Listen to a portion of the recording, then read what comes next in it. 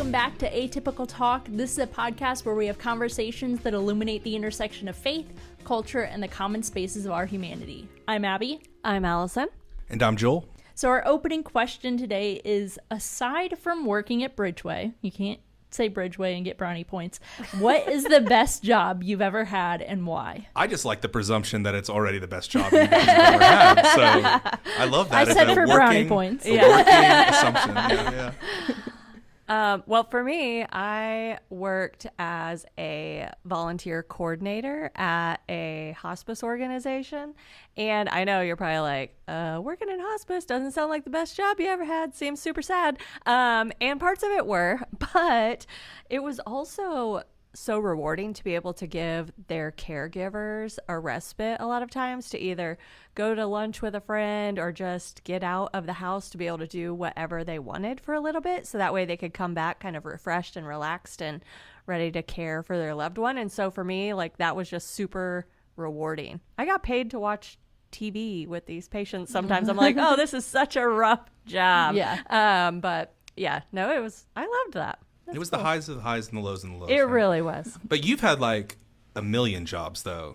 I mean, not a million, but 200,000. No, but you've had a lot of different jobs. I mean, I just remember like when we first became friends, I was like, "Oh man, you've worked a lot in the world," and yeah. I haven't. So I've had like 2 jobs. Like I mean, I've had gigs, different roles, and things like that. But when I was in high school, when I started playing music, and we weren't good enough to be a garage band, we were a basement band, and so I took a job working at a local church's daycare from 3 to 6 Monday through Friday. So I came right from school, and I was Mr. Joel for 3 hours. And it honestly was such a great job. I worked with really cool people. I got to hang out with kids. I got there, and from 3 to 3:30, they were still taking their nap. Love that. So I literally like reset my life in my mind for 30 minutes sitting in a dark corner just chilling while they were taking a nap. Woke them up, took them to have a snack. We went and played. And then the last 30 minutes of the day was when parents were picking them up. And we just watched Finding Nemo. So I've seen the first 30 minutes of Finding Nemo thousands of times probably. But it was a pretty cool job, and it really helped me cut my teeth and in some kind of ministry in some kind of ways, because I also was in charge of doing a small chapel time for the kids. So we would sing songs and silly songs and do a Bible story too. But it was a great job, 3 to 6, low stress most of the time. But Mr. Joel, that was my gig there. And then I just worked in a local church after I graduated college, so I've not worked very many jobs at all. And you've had quite a few. Yeah. What about you, Abby? I've had a handful. I mean, I've worked in an ice cream shop, a pizza shop, and then I had a couple different jobs during college and stuff. So it's been, a handful. But and she's worked in, sorry to cut you off, but you've worked in radio. Mm-hmm. Yes, I have. Yeah, so that's why she has the radio voice. You guys. She's worked in radio. Yes. I love that. I worked at a couple different radio stations, but my favorite job was probably, thinking back about it, was at the pizza shop, because my boss there wasn't the best, but he always gave me pizza to take home. Like, I never cooked any of the pizzas or anything like that. I just waited tables, but he always made sure, he was like, he could never remember how many siblings I had. He'd be like, how many siblings you got? Okay, I don't blame him. He probably also thought you were just all like starving to death. There's so many kids, they gotta be hungry. He was like, I'll make you a couple pizzas, take it home to your family. And it was a dream for someone who's addicted to garlic, because everything we cooked there was made with garlic, and it was amazing. And some of the best pizza I've ever had, but they're closed down now. So that's sad. It is kind of interesting, though, in a couple of your jobs, like ice cream and pizza, like, you're making a lot of people happy in those jobs. Like, it should be pretty happy jobs there, ice cream and pizza. You'd think so, but everyone likes to yell at people. Tis the public. Yeah. But no, I enjoyed that job for the most part and loved getting free food. So I always feel like I missed a part of my human development because I never worked in a restaurant. Or fast food. Yeah, it should be like a requirement of adulthood. I feel like there's something missing in my personality and maturity because I never had to like wait tables and balance all these kind of different things. It does give you there's a lot of learning experience that comes in dealing with the public and angry customers, and there's lots of life skills in working fast food, you guys. Yeah, there absolutely a requirement of adulthood. You heard it here first. Our first topic today is I haven't been the same since. This TikToker was shocked to find out that Buc-ee's pays janitors the same wage as her office job. Why the demand for blue-collar work is soaring. This is a Yahoo Finance article by Vijesh Razinghani. TikTok user Roxy Abernathy learned that Buc-ee's gas station pays its restroom janitors the same hourly wage as she earns as a case manager. I haven't been the same since, she says in the video, which has garnered more than 55,000 comments since she posted it. In her video, she shows a sign that lists starting wages at Buc-ee's.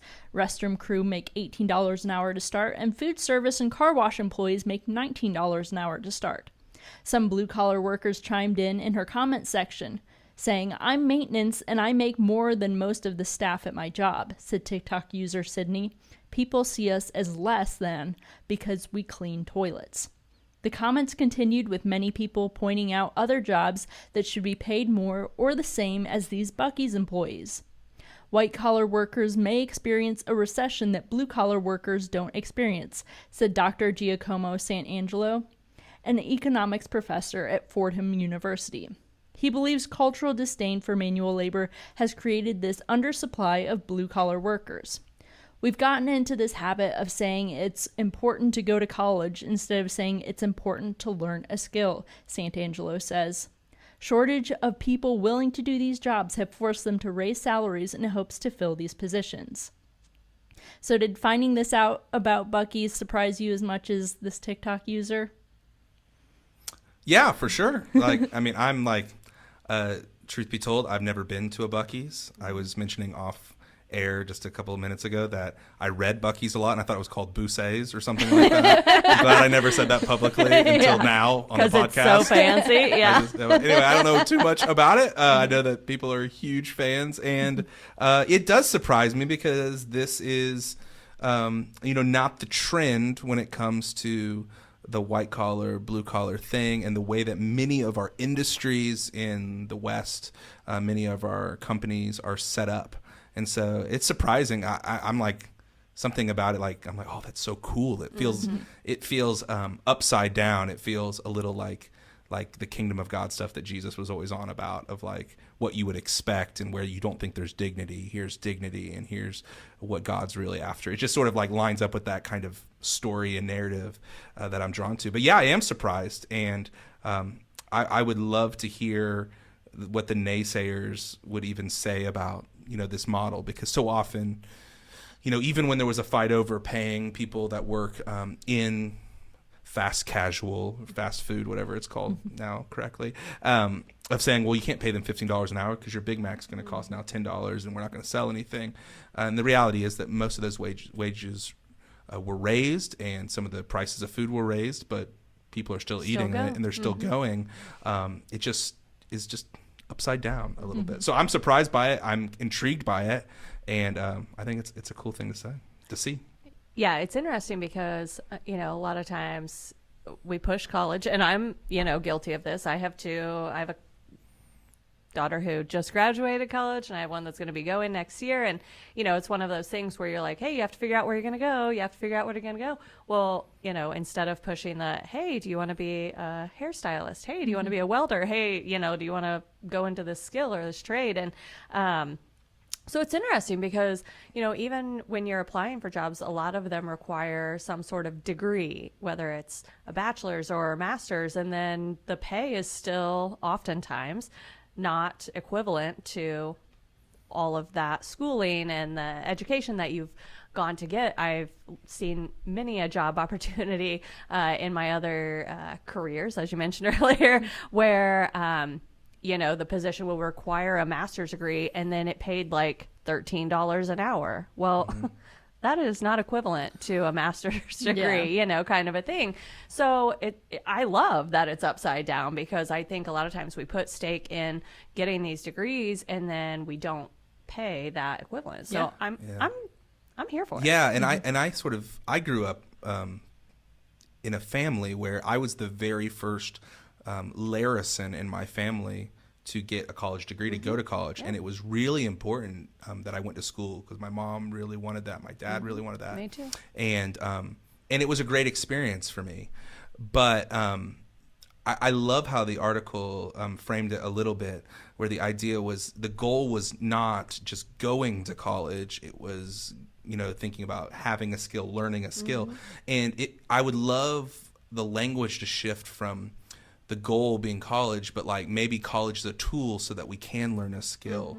And it's not the only tool that's out there. And college is not for everyone. No. I mean, I have so many friends and buddies that went to school for something that they're not doing anything with it now, or they're honestly hamstrung by the debt that came from it, and they're not making a wage that can really put a dent in it. So I love that it seems like there's a cultural conversation about widening what it looks like post high school. And it's not like a one size fits all in that way, because our culture is just so much more interdependent than I think we realize it. Like for our society to work, we need people in all different kinds of jobs, working in all different kinds of places, because we need each other. Paul, writing in 1 Corinthians, he uses this illustration to these followers of Jesus in Corinth who are fighting and bickering, and there's all this drama. He says, don't you know that you're the body of Christ, and you're all different parts of the body, and we need each other. It'd be so messed up if everybody was just an ear. No, we need eyes, we need arms, we need all these different kind of things. And even though the context there he's talking about the local church, I think it just points us to the wider picture that we need each other, and no one's actually more important than anyone else. And I think so often the way that our society is structured, it plays into, well, if you're this level, then you're more important than that person. They're just hourly, or they're just cleaning, or they're maintenance. And man, anything that we fall into as a people, as a culture, that pushes against that kind of you're just this and pushing away dignity from people, I think is interesting. Yeah. Well, I've never been to a Buc-ee's, but I hear they're ginormous. So I can only imagine the size of the restrooms. Oh, yeah. And I just think they probably deserve a lot more money than that, I'm guessing. I mean, I've been in a couple different Buc-ee's, and they're huge and incredibly well run. And like, people will say that they literally go to stop at a Buc-ee's just to use the bathroom because they have some of the nicest gas station and goats bathrooms that you'll ever come across. I mean, it's basically every bathroom is its own room, and you don't have those terrible stalls that you can see. Road trip. Take a road trip, drink a bunch of Mountain Dew, and we'll just I've seen they have like Buc-ee's swimsuits and everything. Yeah, like, I mean, a whole store and everything. It becomes your personality, I feel like. Yeah. So I think they do deserve to get that pay just because, especially some place like that that's so well run and has so high expectations for their employees.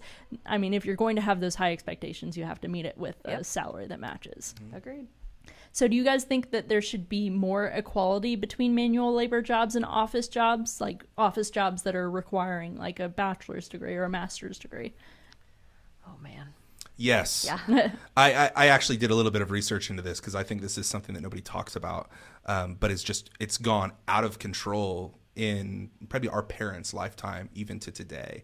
So just the ratio of pay, the disparity of pay between people at the top of the organizational structure to people that are entry level into whatever organizational structure that we're in. So actually in 2021, so this is coming to the end of the COVID era, the way that we knew it, the ratio of CEO to hourly or typical worker compensation was 399 to 1. Under the realized measure of CEO pay. And that's without understanding bonuses and incentives like that. 99 to 1, 400 to 1, basically. What's fascinating about that is how quickly that has jumped up and how that's, we think that's just normal, but it's really not. I mean, back to just a year earlier in 2020, it was 366 to 1. So you saw a percentage jump there. But this is all this massive jump from 1965 that was 20 to 1. So there was a time in our parents' lifetime where, yes, they made more money, but it was like 20 to 1, which still sounds ridiculous when you actually think about real numbers, right? Yeah. But now you're talking 400 to 1 is the norm. And what happens is somewhere along the line, we just normalize that and say that, well, that's what they're worth, and that's why we can make so much more than this person coming in. and there are some probably economics to, the pay scales and things like that. But to think in our parents' lifetime, 20-1 was, natural. And then 1989, I was, 2 years old, 1989, it was 59-1. So there was even a jump there, but you're saying in my lifetime, so it just seems to be like something that's going off the rails that no one's talking about. And we're just saying, well, that's just the way it should be. And I think it takes people at the top of any organizational structure to be like, just because I can get this salary, maybe I shouldn't, just because we can and the market can afford it doesn't mean that we need to push so hard for this one person to have this massive disparity against people that are entering into the business. And I would love, this would be a really fascinating thing to have like an economics expert or somebody who's more versed in business to try to talk me off of this ledge.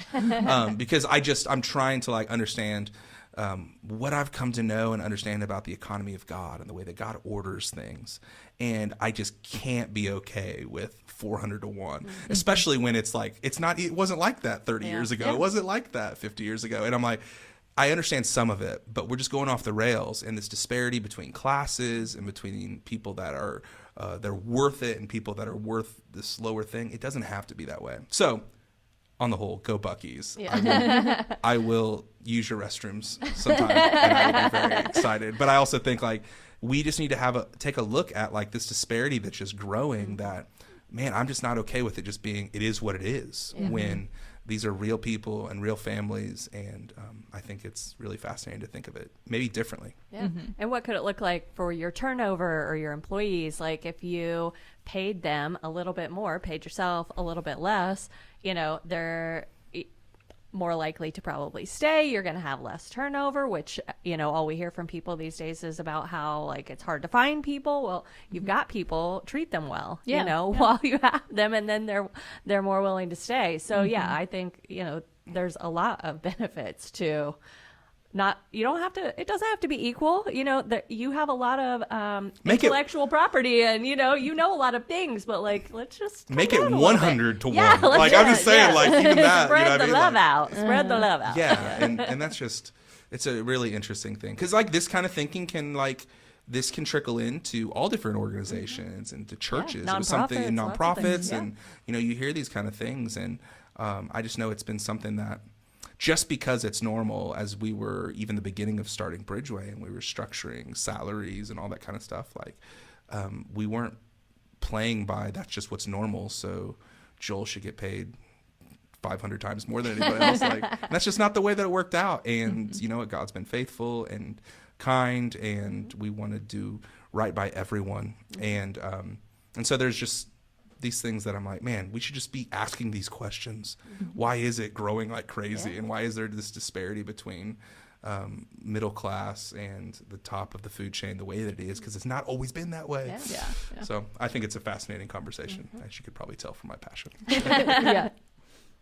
So our second topic today is a Baptist News Global article by Mallory Chalice titled, "Maybe There's a Hidden Message in Fall Out Boy's Cover of We Didn't Start the Fire."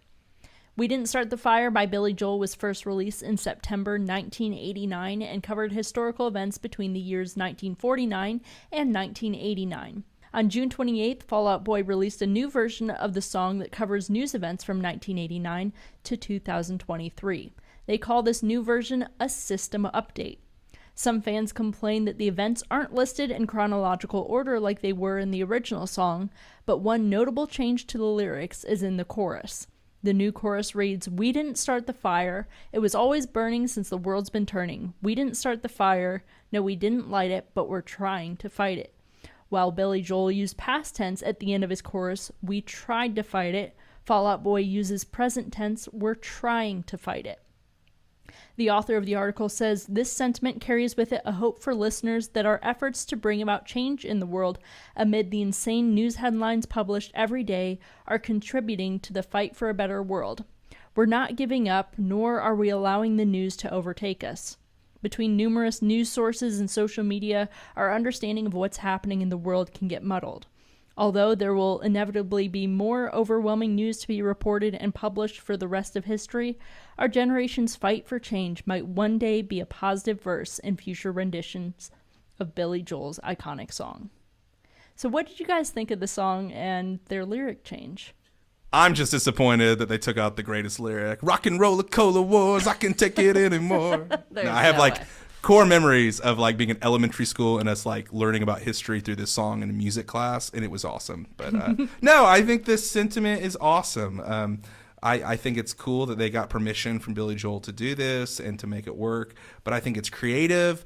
And of course, I love the lyric change. I come on, like, I am a person who believes in the resurrection of Jesus and hope, and that the world doesn't have to be just as we've seen it, and it's more malleable than we ever dreamed it to be. So I love changing it from the passive, like we tried, to we're trying to, because that's the work that I'm up to, and that's the work that God's up to, and I want to work towards things getting better, and not just folding my arms from the sidelines, but getting my hands dirty and making the world better for everyone. So, man, yes, I'm all about it.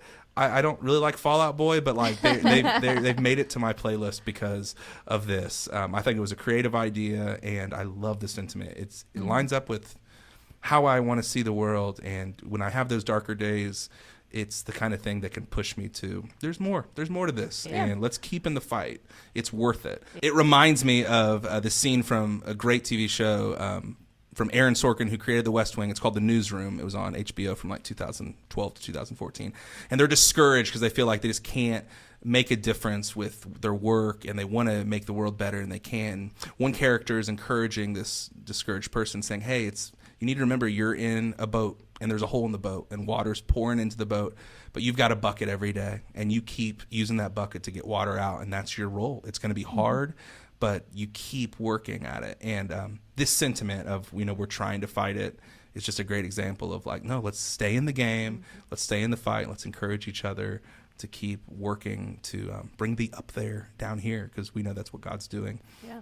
I mean, the world's not over. So it's not like we tried, it didn't work, and so we failed, or just throwing our hands up. Like, that's what I love about it. It's, I mean, obviously, Joel talks about like the hope that it gives and all of that kind of thing. So like, big fan. But yeah, the other lyric, it just makes it sound like, well, we gave it our best shot. Didn't quite work out. It wasn't our fault. Yeah. We didn't start the fire. You know what I mean? Like, So no, I'm a big fan of the change.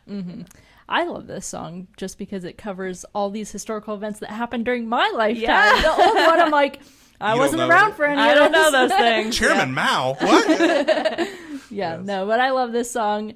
So what do you guys think about the authors saying that the news can become jumbled and overwhelming? Yeah. I mean, we're drowning in information, and now in an era where we're trying to determine truth, and there's this whole notion of fake news and news that's got a ideological bent, and so you're not trusting it based on your ideological bent. It reminds me, I heard this quote. This is not a Joel original at all, but I thought it was so fascinating just to describe this cultural moment. I think where it's attributed online right now is E.O. Wilson, who I don't know who E.O. is, but great initials. He says this: we are drowning in information while starving for wisdom. And you think about how we are hit with so many messages and so much what's true, but we're starving for wisdom to understand how to sift through it, how to make sense of it all. And so I do think that the way that our phones are impacting us, and social media and news and influences are all jumbled up. Yeah, it's confusing, and it can lead you to despair, or that notion of throwing your hands up in the air like, well, it's all going to hell in a handbasket, and we didn't start the fire kind of thing. So yeah, I think that that's something that we all struggle with, and it'd be easier just to go to happynews.com every day and read about puppies or something great instead of what's really going on in the world, which can be confusing and complicated and challenging. So I totally agree. Decades and decades ago, obviously, you sit around a TV, the news was only on a couple times a night.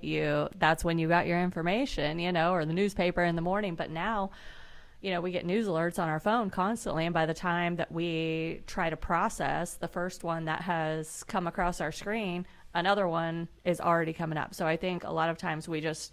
And conflicting messages sometimes, and so right? we just don't even know what to do because we have so much information that then we just get paralyzed and we do nothing, or we process nothing, and we just kind of become desensitized to all of the alerts. I mean, to the fact that there's still like wars going on in parts of the world, but like right now we're so just focused on what we're doing because we can't process that because there's just so much happening that we just, Yeah, stop thinking our about attention span is also So lessened small. so much.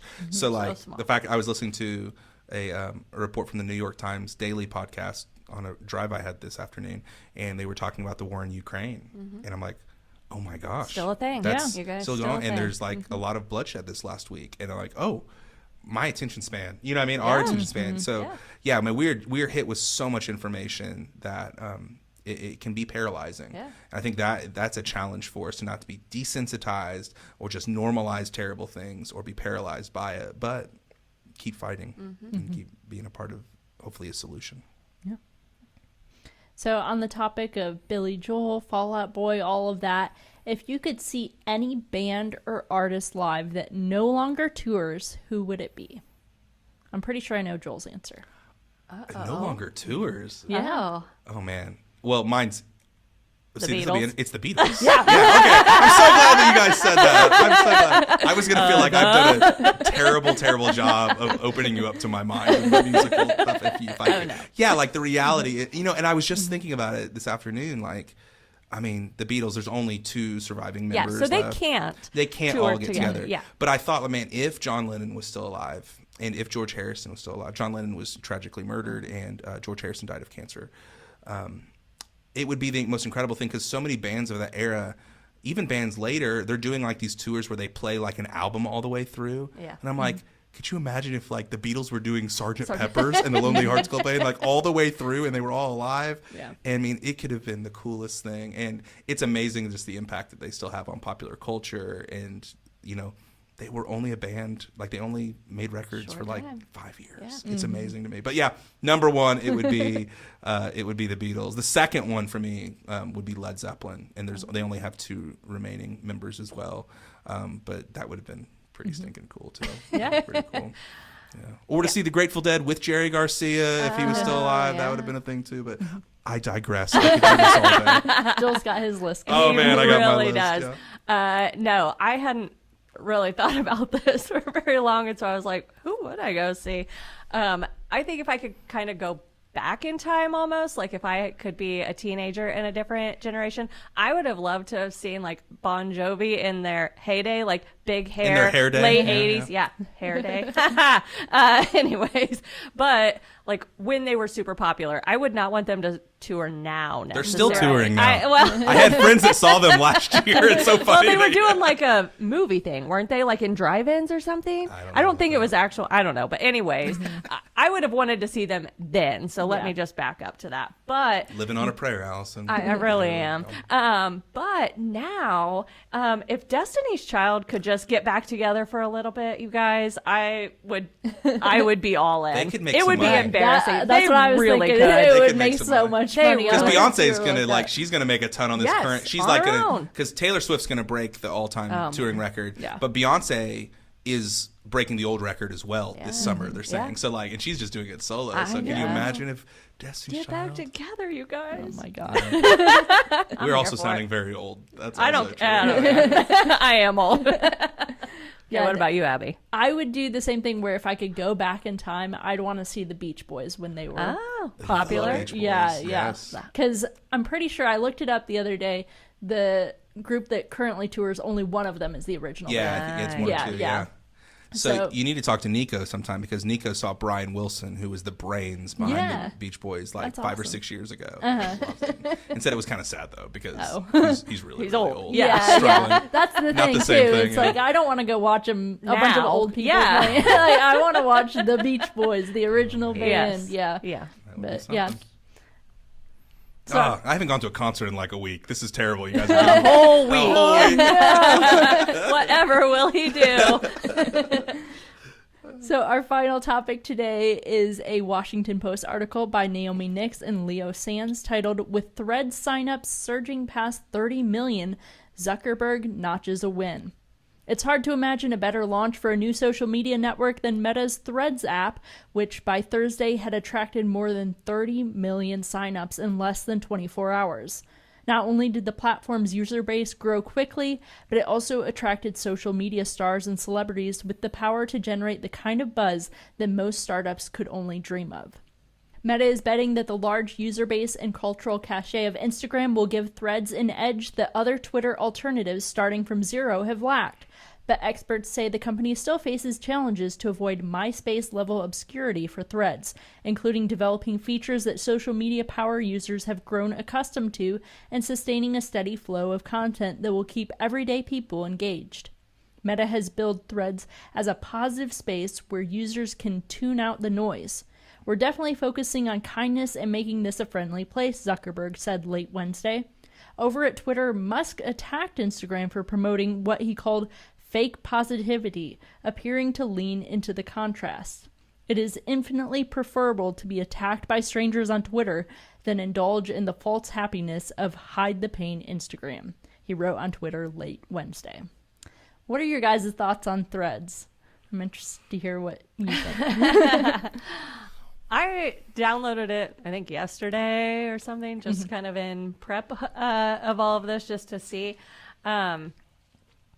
I don't know. It was fine, okay? But here's what I really want. I want an app like this where I can only see the people I follow. Because whether it's on Twitter or Threads, they show me all sorts of people that they think I'll like. And, the algorithm told you so. Let's just say they don't know me, okay? Yeah. It's not like TikTok. Their algorithm isn't working the same, okay? It's different, let's say. But I never want to see what they suggest. I don't know why I can't just have an entire feed of the people that I click the follow button on. Because you'll spend less time on the app that way because there's not as well, many people. I'm not going to spend any time what on it. What I'm saying is, but that's their driving me whole business crazy. plan is to get you to stay on there longer. I get and it. if there's not enough people for you to follow, you don't spend enough time. So they send you people, so it's wasting more of your time. It's maniacal. But now I'm just block. Facebook like, does the same thing, and like their algorithm is awful. Because last night I got a suggested post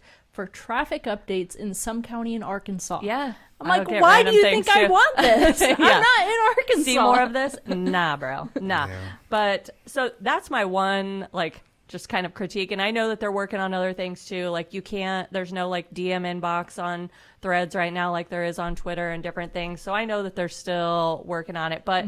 I don't know. I know Joel uses Twitter way more than I do. I used it, back in the day for a while, but then I just kind of got away from it. It just wasn't wasn't a thing for me anymore. But too much politics, too much arguing, too many hot takes. I don't know. I'll pass.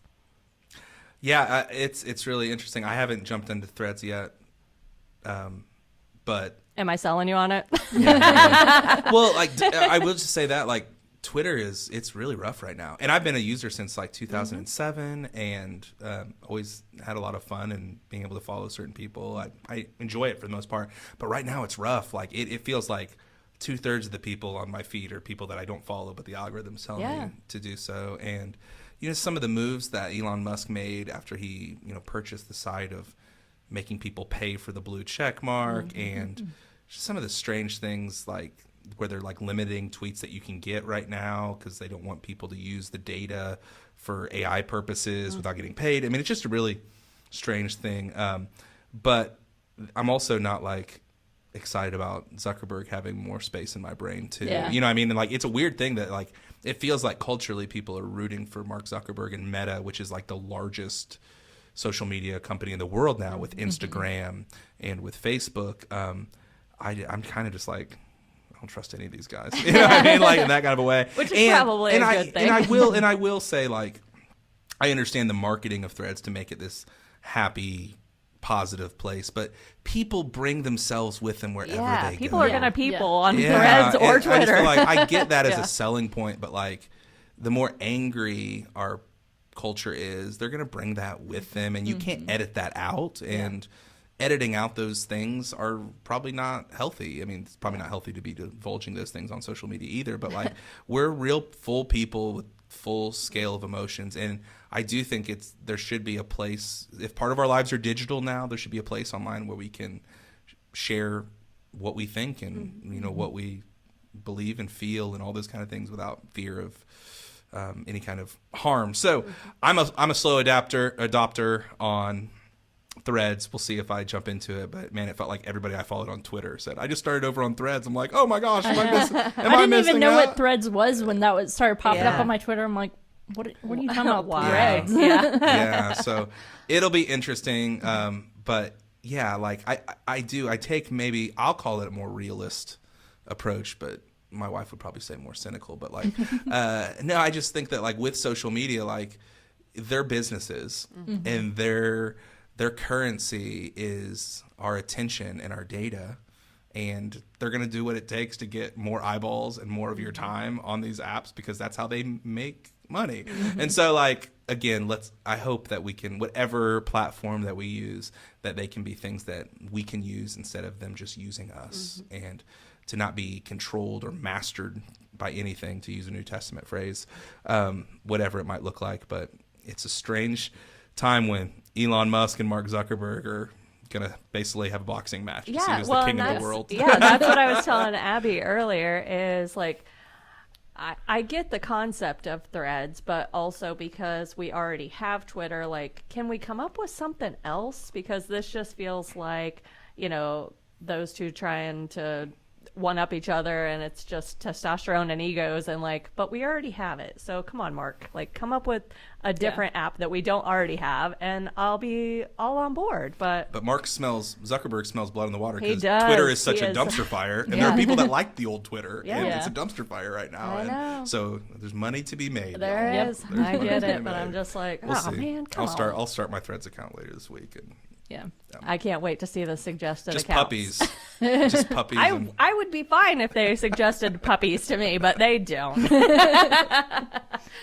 Well, that's it for this episode of Atypical Talk. If you have any questions or topics you'd like us to talk about, email those to atypicaltalkpod@gmail.com. You can follow us on Instagram and Facebook at Atypical Talk Pod, and make sure to subscribe on your favorite podcast platform to get notifications when new episodes go up. We hope that these conversations today have helped you think wider, love deeper, and partner with God to bring the up there, down here in your everyday life. Thanks for listening.